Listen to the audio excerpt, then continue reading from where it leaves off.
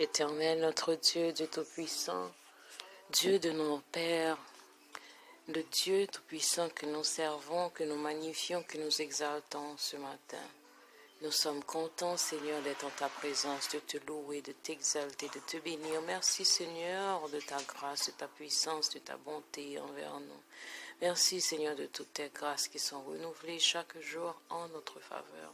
Nous te bénissons, nous t'adorons, Seigneur. Reçois, Seigneur, le penchement de nos cœurs. Reçois les paroles de nos bouches pour te louer. Reçois nos louanges, notre adoration ce matin. Nous sommes reconnaissants, Seigneur. Nous te demandons au Père de nous continuer à bénir au cours de cette journée, permettre que jeunesse nous capable de réaliser toujours que tu es le seul, l'Éternel, le seul vrai Dieu, le Dieu omniprésent, omniscient, le Dieu qui n'a pas de commencement, qui n'a pas de fin. Et ce Dieu qui nous a créés, qui nous aime, aujourd'hui nous servons avec révérence, avec amour.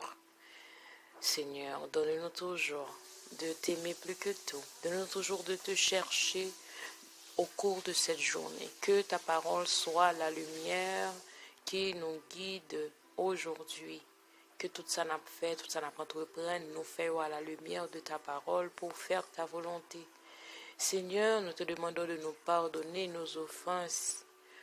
Pardonnez aussi, Seigneur, à chaque fois que nous gagnons rancune, difficulté avec notre prochain.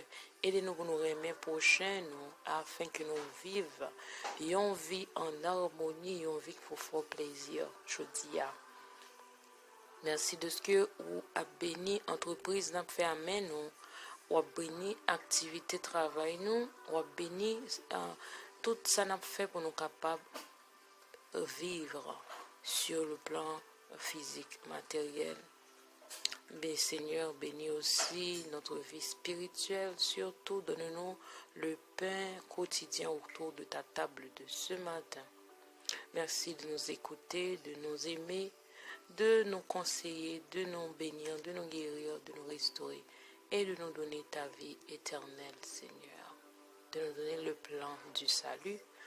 Merci de nous révéler à toi, de te révéler à nous et de te présenter chaque fois que vous accomplir de ces miracles dans nos vies, ou montrer nous qu'on va marcher avec nous et ou affermir foi à nous. Et comme ça, Seigneur, nous toujours gain espérance des jours nouveaux. Merci déjà, Seigneur. Écoute nos prières, non par nos mérites, mais nous te prions au nom de Jésus. Amen. Chers amis, bonjour. C'est toujours un plaisir d'être ensemble pour la présentation de la leçon de ce matin. En ce mercredi 14 septembre 2022, nous avons comme titre Fernando Zabala proposé nous grandeur et humilité, une combinaison rare. Texte là, c'est Somme 145, verset 3 à 6. L'Éternel est grand et très digne de louange, sa grandeur est insondable. On parlera de ta force redoutable et je redirai ta grandeur. Alors, il dit un jour que Monsieur Carver, George Washington Carver, qui c'était un botaniste et un scientifique noir, il était descendu dans un hôtel, côté il était supposé bailler une conférence. Et puis, un homme d'affaires, il dit, monsieur, eh bien, men prend valise moi porter dans la voiture moi. Aux évidences, un homme d'affaires là te confond George Washington Carver avec le portier parce que il était noir.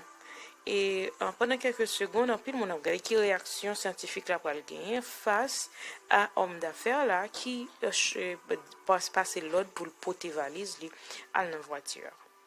Alors, sans dire un mot, Carver levé, il prend valise, il mettre dans la voiture homme d'affaires là, et ensuite, il dirige vers l'auditorium pour la conférence. En plus, le monde a regardé, il pensait, il pas comprendre ça Carver fait là, il doit réagir pour dire que je suis l'éminent scientifique, comment faire n'a dit ou bien on dit mal porter valise, mais Carver pas de penser ça parce que Carver te connaît déjà ça va pas retirer dans grandeur, au contraire la façon que il réagir avec tact avec il était en silence, il était docile. Ça montait d'ailleurs la force, la grandeur d'âme qu'il a. Et puis, Carver continuait by en conférence, il a rappelé, c'était un grand scientifique qui était un grand agronome, il était fait un peu d'expérimentation et États-Unis, le gouvernement des États-Unis était en pile reconnaissance. En 1943, il a été créé le George Washington Carver National Park dans le Missouri et c'était le premier monument que les États-Unis ont fait pour un afro-américain et il a été posté des timbres, il a été printé des timbres postales pour lui en 1848 et en 1998. Et ensuite, le 5 janvier, c'est le jour de la reconnaissance à la mémoire de George Washington Carver. Alors, George Washington Carver a fait des expérimentations qui permettent que un système de rotation de culture te cap fait monde qui qu'on a produit coton yo te jeune plus rendement dans coton et il était fait des produits dérivés de patates douces et de l'arachide.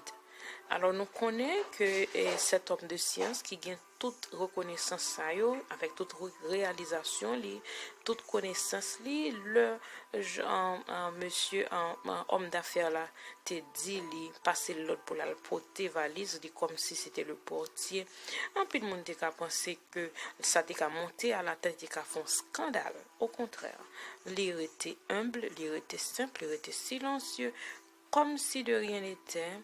Parce que les connaît que vraiment pas gain aucune grandeur dans connaissance les gagner cependant la façon les jours les vivre avec son prochain c'est là qui fait grandeur alors la dimension de la réussite est le service envers le prochain.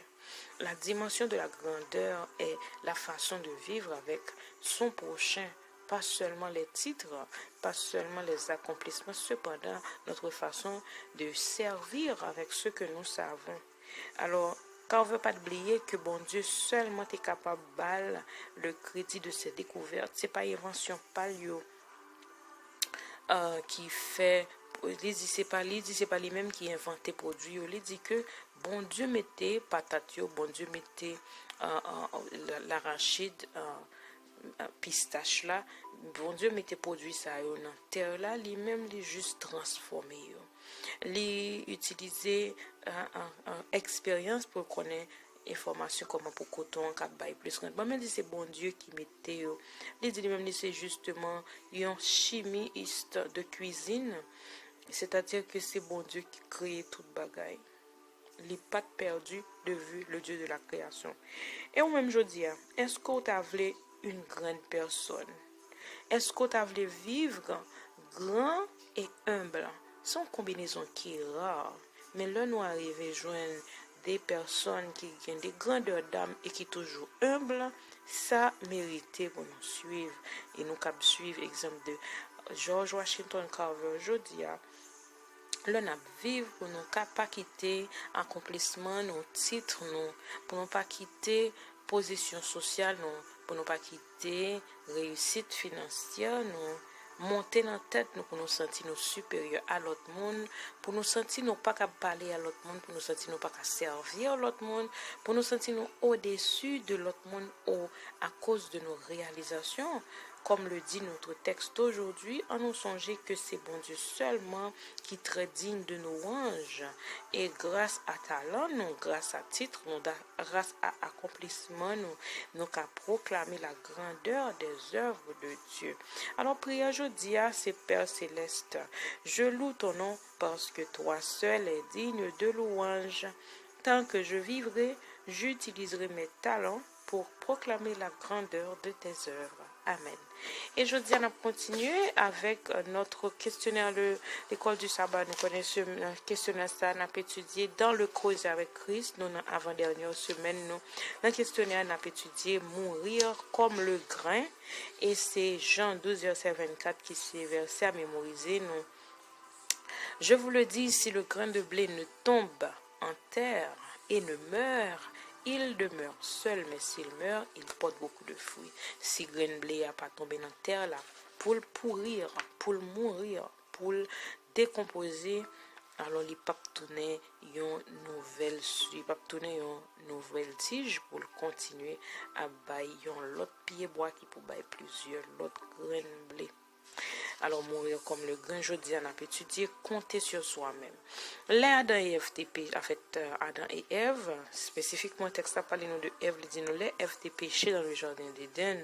C'est pas parce que seulement Ève pas de fait bon Dieu confiance, c'était surtout parce que Ève était pensé, il était sage assez pour prendre décision de ce qui est juste. Il était fier à son propre jugement. En pile de fois, nous avons pensé, nous assez préparés pour nous prendre décision, nous faire jugement, nous penser bon, c'est logique et avec toute logique, avec toute lucidité, nous connaissons que nous faisons de bons choix.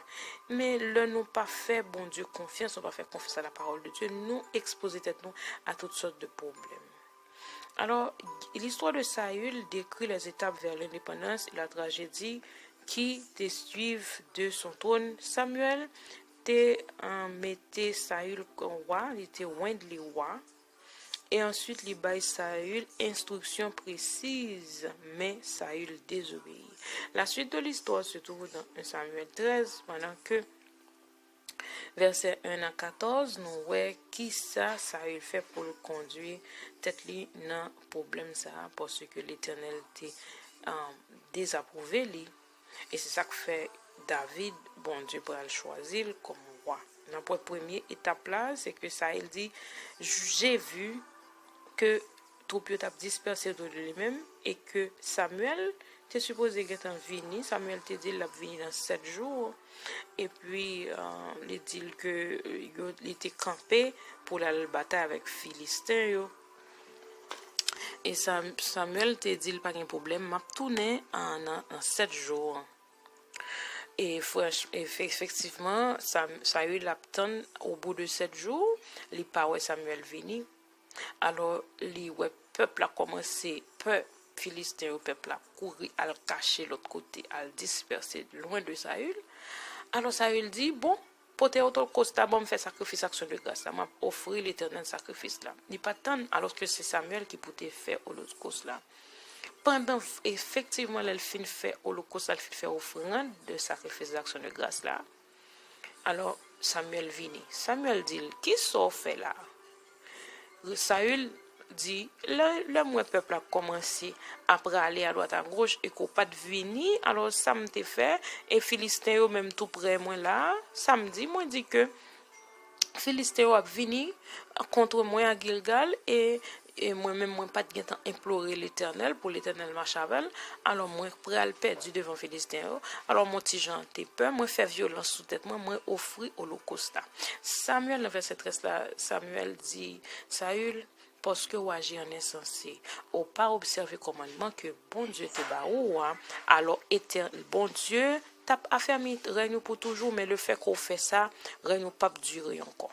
L'Éternel a choisi un autre monde et l'Éternel a désigné la tête de son peuple. Alors nous, ça qui arrivé, c'est premièrement, Saül dit j'ai vu, il fait confiance à Dieu.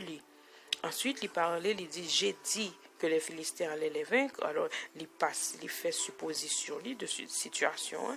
Et en fait, troisièmement, il passait j'ai pensé à offrir un sacrifice. Alors, ça, Samuel pensait, il forgé déjà son ressenti. Nous, toujours fait même bagaille là, je dis à moi-même avec nous, nous pile de fois, nous fait confiance à sens nous, à sa Dieu nous, à sa logique nous, à sa nous penser à déduction nous. Et nous pensons que ça, nous pensons intelligence humaine, nous, assez valable pour nous prendre des décisions.